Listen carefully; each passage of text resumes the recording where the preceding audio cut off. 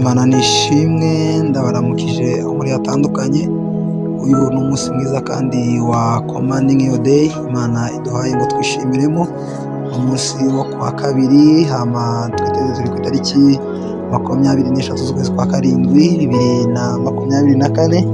Hanyuma uyu munsi turi ku munsi wacu w'ijana na 25 wa commanding your day. Rero Imana ishimwe. Hanyuma uyu munsi turasoma muri Zaburi ibice 76 n'umurongo wa 10 n'uwa 11.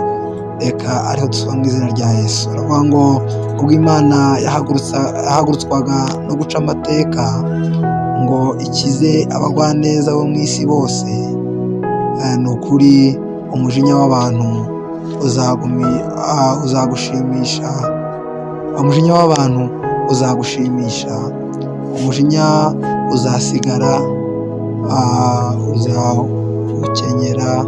Amen, haleluya. Aya niyo magambo tugomba gusengeraho uno munsi wo kuwa kabiri.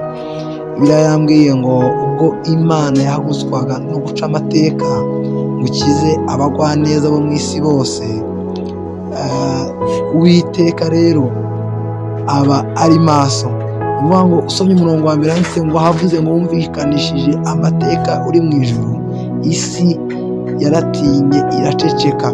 Haleluya. Hanyuma rero umurongo wakurikiraho wa 10 ariho twasomye, havuze ngo ubwo Imana yahagurutswaga no guca amateka ngo ikize abagwaneza bo mu isi bose.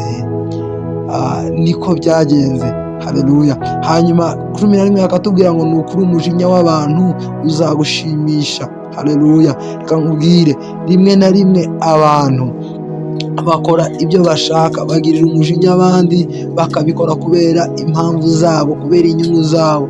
Haleluya. Ariko Imana yavuze ngo hari igihe rero kizagera imijinya y'abantu cyangwa se kurakara kw'abantu ukabishimwe ku Mana kubera imyanzuro bafashe, kubera yuko barakajwe n'ibyo Satani yabashishijemo. Hanyuma uyu mwanya baravuze ngo barahindukiye, bagarutse ku Uwiteka. Hanyuma rero nawe gira uwo mujinya, gira iryo shyaka ryo kuvuga ngo ndarambiwe, ntewe umujinya n'ibyo Satani yanshishijemo. Hanyuma uyu mwanya ndahagurutse ngiye gushima Uwiteka. Hanyuma uyu mwanya ndahagurutse mvuze gukomera kwiwe. Haleluya. Ngaho rero gira uwo mujinya, gira iryo shyaka ryo kuvuga ngo Satani ndanze ibyo wakoze. Hanyuma uyu mwanya ndazamuka ngiye gushima Uwiteka. Haleluya. Bibiliya yambwiye ngo umujinya uzasigara uzawukenyera. Reka nkubwire, Uwiteka azakenyera iyo myanzuro yawe myiza, iyo myanzuro yo kwigobotora Satani, iyo myanzuro yo kwigobotora uwo wari ukuboshye. Reka nkubwire, uyu munsi wo kuwa kabiri, ikikuboshye ni iki? Kigobotore, kikureho, hanyuma kibwire ngo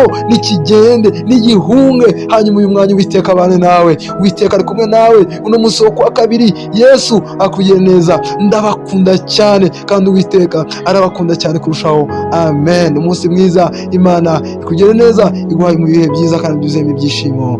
Amen.